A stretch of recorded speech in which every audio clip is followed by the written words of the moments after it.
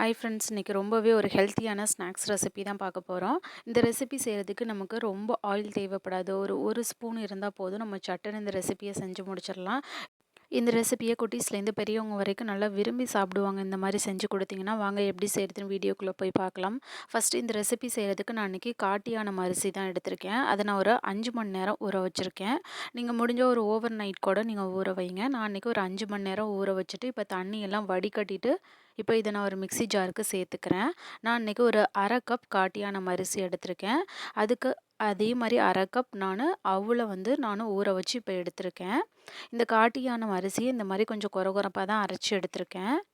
இப்போ நம்ம ஊற வச்ச அவளையும் சேர்த்துக்கலாம். ரெண்டையுமே ஹாஃப் ஈக்குவலாக தான் எடுத்திருக்கேன். இப்போ இந்த மாதிரி கொஞ்சம் பேஸ்ட்டாக தான் வரும். உங்களுக்கு தேவைப்பட்டுச்சுன்னா தண்ணி கூட ஊற்றி அரைச்சி எடுத்துக்கோங்க. இப்போ இதை நான் ஒரு ஓரமாக வச்சிடுறேன்.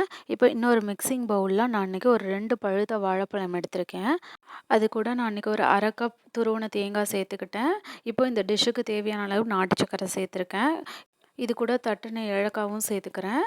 இப்போது இதை ஒரு முறை நல்லா கைனால் நல்லா மசிச்சு விடுங்க. நம்ம வாழைப்பழத்தை கட் பண்ணிவிட்டு சேர்த்துருக்கிறதுனால நல்லா எல்லாமே நல்லா மிக்ஸ் ஆகுற மாதிரி நீங்கள் நல்லா கைனாலே மசிச்சு விட்டுக்கோங்க. இப்போ எனக்கு எல்லாமே ஓரளவுக்கு நல்லா மசிஞ்சிடுச்சு. இப்போ நம்ம ஆல்ரெடி அரைச்சி வச்சுருக்க அந்த காட்டியானம் அரிசியும் அவளையும் இதில் சேர்த்துக்கலாம்.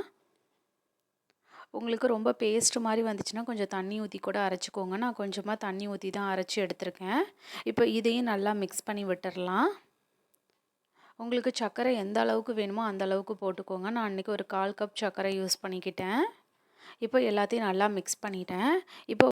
இப்போ வாழை இலையில நல்லா நான் எண்ணெய் அப்ளை பண்ணிவிட்டு அதை நெருப்பில் நல்லா காமிச்சு வாட்டி எடுத்துகிட்டு வந்திருக்கேன். இப்போ இது மேலே நான் கொஞ்சமாக நெய் ஊற்றிக்கிறேன். இந்த இடத்துல மட்டும்தான் நம்ம நெய் யூஸ் பண்ணுறோம். வேறு எங்கேயுமே நம்ம ஆயில் யூஸ் பண்ணலை. இப்போது இது மேலே நல்லா நான் ஸ்ப்ரெட் பண்ணி விட்டுக்கிறேன்.